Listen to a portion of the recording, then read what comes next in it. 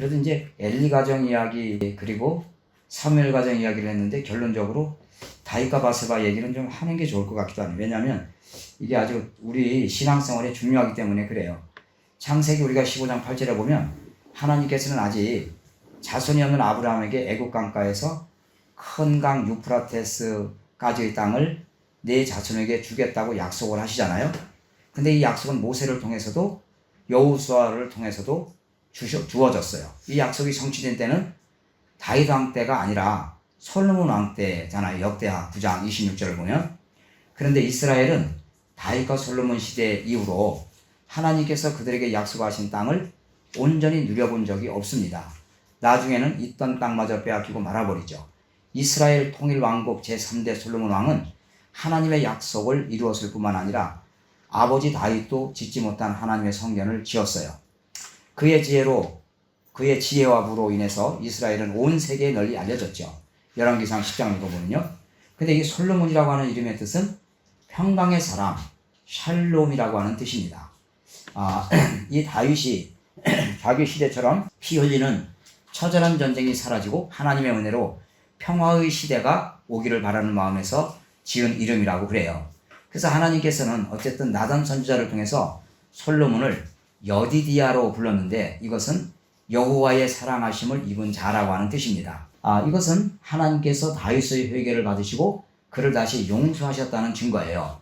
솔로몬은 다윗에게 하나님의 용서와 회복의 증거가 된 그런 아들이었었죠. 그래서 다윗은 자신의 왕위를 자신의 19명의 아들 가운데 10번째 아들인 솔로몬에게 넘겨주지 않습니까? 그래서 솔로몬 왕의 어머니는 우리아의 아내 바세바입니다. 우리가 아는 대로. 그는 엘리암의 딸이요 햇사람 우리아의 아내 바세바가 아니니까. 사무엘하 11장 3절에 보면 그렇게 말씀하고 있는데 이 바세바는요 다윗의 8번째 부인이에요. 본래는 다윗의 부하인 우리아라고 하는 사람의 아내였었죠. 우리아는 본래 이방 햇사람이었는데 하나님을 믿는 야훼 신앙으로 개종한 사람이었습니다.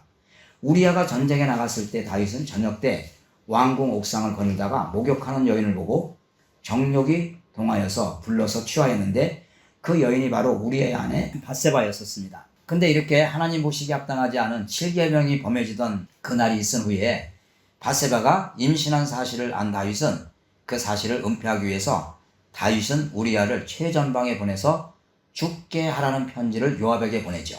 다윗이 의도한 대로 우리아는 최전방에 나가서 전쟁을 하던 중에 활에 맞아서 죽습니다. 우리아의 장례를 치른 후에 다윗은 바세바를 아내로 삼았어요. 정식 아내로. 그리고 자신의 죄를 숨기고 아리따운 바세바를 취하기 위해 자신의 부하를 계획적으로 죽여버립니다. 우리아를. 하나님께서는 나단 선지자를 통해서 이런 다윗의 죄악을 백주에 드러나게 하시고 무섭게 책망을 하시죠. 불행 중 다행히 다윗은 이 책망을 듣고 즉시 회개를 하지만 하나님의 징계는 막을 수가 없었습니다. 다윗은 신상이 눈물에 뜰 만큼 큰 회개를 했다고 성경이 말씀하고 있는데 바세바가 낳은 아이는 7일 만에 죽습니다. 첫째 아이가. 사무엘하 12장 18절. 이 아이가 죽은 후에 다윗은 바세바를 통해서 4명의 아이를 더 낳게 되는데 그게 시므이, 소밤, 나단, 솔로몬 아닙니까? 역대상 3장 5절에 보면 예루살렘에서 낳은 아들들은 이러하니 시므이와 소박과 나단과 솔로몬 이 4사람은 다 암미엘의 딸 바수아의 소생이요. 이 바수아가 바세바예요. 자, 솔로몬을 낳은 후에야 비로소 다윗은 하나님께서 자신을 용납하셨고 다시 회복해 주셨다는 사실을 깨닫게 된 것 같아요. 자, 이렇게 태어난 솔로몬은 이스라엘의 우리가 잘 아는 대로 3대 왕이 되어서 하나님의 약속을 성취하고 하나님의 성전까지 세우고 봉헌식까지 드립니다. 그러나 이 얘기를 제가 계속 강조하는 이유가 뭐냐면 다윗이 우리아의 아내 바세바를 취하고 우리아를 간접살인한 죄악의 값을 혹독하게 치루었다는 사실을 꼭 가르쳐드리고 여러분들 가슴속에 제 가슴속에 심어드리기 위함이에요. 이게 보통 교회와 제가 생각하는 성경 보는 시각의 다른 점이에요. 가장 먼저 둘 사이에서 태어난 아이가 7일 만에 죽었잖아요. 다윗의 남은 생애 동안 나단 선지자의 경고대로 사무엘하 12장 10절을 보면 칼이 다윗의 집에 계속 이어졌고 큰 아들 암놈이 이복누이 다말을 겁간하였고 겁간이라는 말 이해하지? 소리야? 강제로 성추행을 했다는 거예요. 다말의 오라버니 압살롬이 이복형 암놈을 또 죽여요. 다윗의 집에 말할 수 없는 불행이 계속해서 일어나는데 나중에는 압살롬이 아버지 다윗을 배반하여 나라까지 빼앗아버립니다. 나단 선지자의 예언대로 사무엘하 16장 20절에 보면 이 나단 선지자의 예언대로 압살롬은 아버지의 후궁들을 대낮에 왕궁상에서 취하고 욕을 보이는 일까지 벌어집니다. 이 일 후에 압살롬도 처참하게 죽임을 당하게 되죠. 다윗은 풍년등화와 같은 나라를 어렵게 다시 되찾기는 하지만 그의 마음은 찢어지고 상하고 썩을 대로 썩어버리고 맙니다. 아들 압살롬이 비참하게 죽었다는 소식을 듣고 다윗은 처절하게 울부짖잖아요. 내 아들 압살롬아, 차라리 내가 너를 대신하여 죽었다면. 자, 보세요. 다윗의 처절한 울부짖으면은 네가 이렇게 죽은 것은 다 내 죄 때문이라고 하는 마음이 분명히 담겨 있어요. 그건 사실이에요. 밧세바를 취하고 그의 남편 우리아를 전장의 마당에서 간접살인한 죄값은 다윗의 후대에도 계속 이어집니다. 나 요거 말하고 싶은 거예요. 왕이 된 솔로몬은 형 아도나이를 죽였습니다. 열왕기상 2장 25절에 보면 아버지 다윗이 하나님의 목전에서 지은 죄악이 너무도 컸어요. 많은 권세를 가지고 있는 자의 죄값은 평범한 사람의 죄값보다 훨씬 크다는 것을 보여주고 있는 거예요. 알고 짓는 죄값, 의도적이고 반복적이고 지속적인 죄는 용서받을 길이 없다고 레위기에서 우리가 정리하고 왔습니다. 다윗의 죄는요, 알고 지었고 의도적이었었어요. 이런 죄는 모르고 지은 죄의 값과는 비교할 수 없을 만큼 크다는 것도 우리가 알아야 합니다. 우리는 우리의 아내 밧세바가 다윗의 무소불위의 권력 아래 제대로 저항도 못하고 무너졌다고 생각을 하지만 다른 이면에서 보면 밧세바가 다윗을 유혹했다고도 볼 수 있는 거예요. 아니, 신랑이 목숨을 걸고 전쟁에 나가 있는데 이런 상황인데 그러면 더더욱 정숙해야 될 밧세바 그 아내 자기가 어떻게 다른 사람 눈에 훤하게 보이는 그곳에서 그것도 알몸으로 훤한 대낮에 목욕을 하고 있다는 말입니까? 그리고 왜 왕이 유혹을 했을 때 거기까지도 이해한다 칩시다. 그러면은 왜 다윗 왕이 유혹을 했을 때 단호하게 왕이시여 안 되옵니다 하고 거부하지 않았냐고 말이에요. 여러 가지 변명이 가능하지만 결국 밧세바도 다윗 못지않은 죄를 지은 것이고 다윗을 무너지게 만들었고 다윗의 장군 요압을 죄짓게 만들었고 남편 우리아를 죽게 만들었어요. 이것 또한 간접살인이죠. 그래 누구 죄가 더 크다고 할 수 없을 만큼 팽팽해요. 이 일로 인해서 어쨌든 태어난 아들이 죽었고 다윗은 그 죄값을 혹독하게 치르게 되어지는데 그런데 놀라운 사실은요. 다윗의 그 많은 자녀들 가운데 우리아의 아내 밧세바가 낳은 아들 솔로몬이 왕이 된다는 정말 이해할 수 없는 사건이라는 거예요. 여러분 어떻게 생각하세요? 그 19명의 아들 중에 그 밧세바가 낳은 아들 솔로몬이 왕이 되어진다니까요. 더더욱 놀라운 것은 뭐냐면 이 여인의 이름이 인류의 구세주이신 예수님의 족보에 또 올라갔다는 거예요. 마태복음 1장 6절에 보면 부정한 여인 우리아의 아내 밧세바는 다윗의 아내가 되었을 뿐만 아니라 솔로몬을 왕으로 세웠고 또 자신의 이름을 그리스도의 족보에까지 올려놓았어요. 처참하게 망하고 부끄러움을 당해야 할 여인이 존귀한 이름의 여인이 된 거 아닙니까? 이유가 뭘까요? 난 많이 한번 묵상해봐요. 왜 이렇게 됐을까? 내 결론은 이거예요. 몰라요. 몰라. 아이도면 모릅니다. 이것은 오직 하나님의 은혜라고 밖에 할 말이 없어요. 그래서 하나님은 완전하고 똑똑한 그리고 사람들이 부러워하는 자를 찾아서 일하시기도 하지만 정반대인 경우도 많다는 거예요. 허물도 많고 죄 많은 인간을 하나님의 은혜가 아니면 살 수 없는 사람들을 찾아서 하나님은 당신의 일을 하신다는 것을 보여주는 한 장면이 아닐까. 또 이제 족보를 이렇게 공부하다 보면요. 예수님의 족보에 오른 여인들만 보더라도 주홍 글씨가 새겨진 사람들이 족보에 오르기에는 턱없이 부족한 사람들이 여러 명이 있어요. 예를 들면 다말은 시아버지와 부적절한 관계를 맺었던 사람이고 여인이고 라합은 우리가 어제 공부했지만 가나안 기생 출신이고 룻은 남편을 잃은 이방나라 과부이고 오늘 지금 말씀드리는 밧세바는 다윗을 유혹하여 무너뜨린 여인입니다. 그거 희한하잖아요. 그렇죠? 어떻게 이런 사람들이 예수님의 족보에 들어갈 수 있을까? 엄밀한 의미에서 아브라함, 야곱, 모세, 다윗 등등 다 도덕적으로 하나님께 쓰임받을 수 없는 사람들이었었죠. 따지고 보면 하나님 앞에서는. 그러나 하나님께서 이스라엘을 택하셔서 제사장 나라로 사용하신 것도 이들이 다른 민족보다 크기 때문도 아니고 의롭기 때문도 아니고 오직 하나님의 은혜였었다. 이렇게 우리가 이해를 할 수가 있습니다. 그래서 하나님은 당신의 마음대로 사랑할 자를 사랑하시고 또 긍휼히 여길 자를 긍휼히 여기시는 분이시다. 예수님은 이 땅에 의인을 부르러 오신 것이 아니고 죄인을 불러 구원하려고 오셨다. 결과적으로요, 이 다윗과 바세바는 엄청난 죄를 지었지만 진심으로 회개한 그들을 용서하시고 은혜를 베푸셔서 다윗은 성군이 되었고 바세바는 왕의 어머니가 되었을 뿐만 아니라 예수 그리스도의 족보에도 오르는 은혜를 입게 되었다.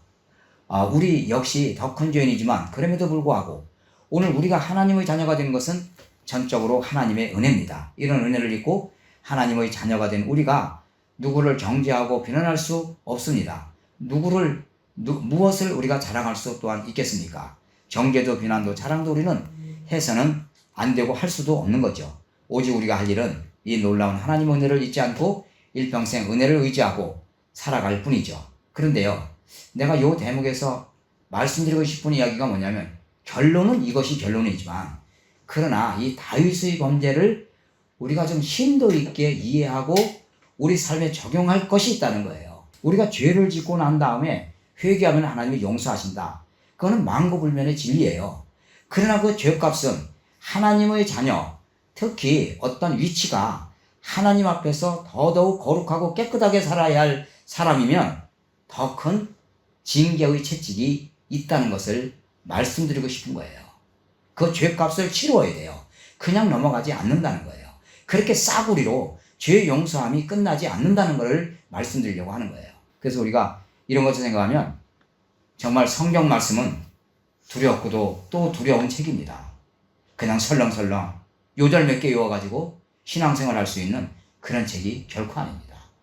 사무엘상서 이야기는 이제 그 뒤에는 뭐냐면 뒤에는 사무엘이 살아있는 동안은 잘했는데 사무엘의 아들들이 사사가 되는데 요엘, 아비야 이런 사람들이 뇌물을 받고 판결을 굳게 해가지고 사무엘이 너무 청렴해서 이제 어렵게 살아온 것 같은데 어쨌든 이런 그 어려운 이야기, 그래서 결국 사무엘이 이제 그만 물러나게 되는 그런 이야기가 기록이 되어 있고요. 또 백성들이 나중에는 그 왕을 사무엘에게 요구해요. 왕을 세워달라고. 그래서 지금 너희가 지금 지은 죄도 큰데 또 왕까지 세워서 무슨 죄를 더 하나님 앞에 범하려고 그러냐. 그래서 아무리 조용하지만 종용을 하고 이제 그 설득을 하지만 끝까지 왕을 세워달라고 그래서 이제 왕을 세우는데 그 이제 초대 왕이 사울이죠. 그다음 두 번째 다윗, 세 번째 솔로몬, 이렇게 통일 왕국이 이어져 가는 그런 이야기가 이제 계속 전개가 되어집니다. 그래서 이제 그 이후에는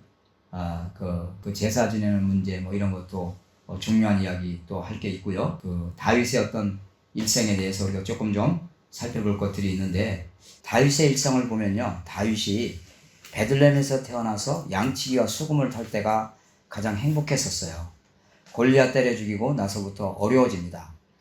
그리고 특별히 유명해질수록 그 남자들 세계는 또 여자들이 많이 모여오는 것이 동서고금을 막론하고 오늘도 그렇다고 보여집니다. 그래서 이 골리앗을 죽이고 난 다음에 그 여자들이 계속 막 다윗을 추켜 세우고 이러면서 다윗이 굉장히 어려워지는 것을 볼 수가 있어요. 다윗은 만만이고 사울은 천천히다 하면서 말이죠. 그래서 마음에 의심이나 시기 질투가 있으면 마귀가 계속 부채질을 하는데 사울은 자기는 다윗 때문에 천천히 되고 다윗이 만만히 대해서 그때부터 이제 질투심이 생겨가지고 너무 어두운 인생으로 귀착이 되고 말잖아요. 그래서 이제 사울을 보고서 우리가 배울 수 있는 것은 그 시기 질투, 의심이 너무 마음에 오래 머물러 있게 되어지면 그 인격이 파괴가 되어진다는 거죠. 그래서 끝내 그런 것을 버리지 못해서 마귀 사단이 들어와 가지고 집을 짓고 살면서 사울의 인생은 너무도 피폐하게 다 무너지고 말아버립니다.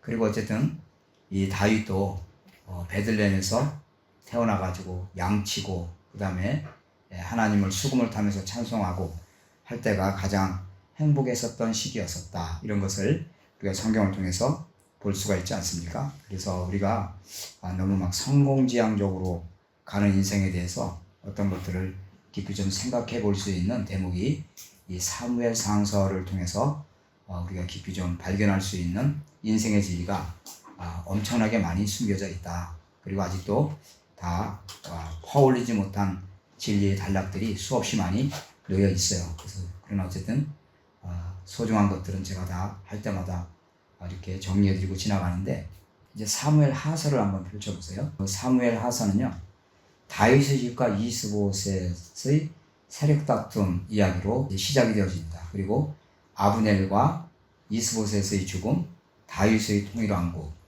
그 다음에 언약궤의 안치, 다윗이 계속 백전백승하면서 승승장구하는 이야기. 그 사건이 있은 후에 그렇게 잘 나가던 한 극점에서 아까 제가 다윗과 바세바의 범죄 이야기 말씀드렸잖아요.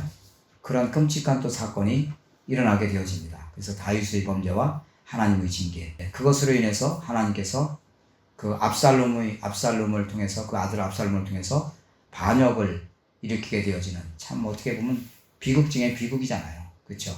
아버지의 정권을, 그것을 뺏기 위해서 아들이 쿠데타를 일으킨 거니까요. 그래서 어쨌든 그 쿠데타를 잠재우고 그 압살롬의 난을 평정시키지만, 그러나 계속해서 이 밧세바 사건으로 인해 가지고 이 다윗이 얼마나 엄청난 어려움을 겪게 되는가, 하나님의 징계의 채찍을 얼마나 많이 두들겨 맞는가, 그런 것을 앞의 시간에서 말씀을 드렸어요. 그래서 우리가 이 사무엘 상하서를 볼 때마다 우리가 뭘 생각해야 하냐면, 우리가 하나님 앞에서 살아간다고 하는 것이 어떤 의미가 있을까, 어떻게 살아가야지만 바르게 사는 것일까, 이런 것을 정말 깊이 생각하게 하는 성경책이 사무엘 상하서 같아요. 여기 보면 무궁무진한 인생의 교훈과 진리가 담겨 있거든요. 제가 많은 일도 다 소개하지 못했어요. 사실은 어마어마하게 많이 있어요. 제가 지금 말씀드린 이런 이야기들 외에 말이죠. 그래서 계속해서 읽으면서 여기에서 이렇게 살면 안 된다, 반드시 이렇게 살아야 한다, 이런 것들을 끊임없이 발견할 수 있는 그런 그 성경 본문의 단락들이 있으니까 우리가 계속 읽어가면서 훈련을, 이제 이게 지속될수록 사무엘서는 사실 사무엘 상하서 이런 게 아니라 원래 사무엘서, 열왕기도 마찬가지로 열왕기 상하서 이런 게 아니라 열왕기서 이렇게 되어 있는데, 독자들에게 도움을 주기 위해서 하서, 상서, 상서, 하서, 상서, 하서 이렇게 나눠 놓은 것이죠.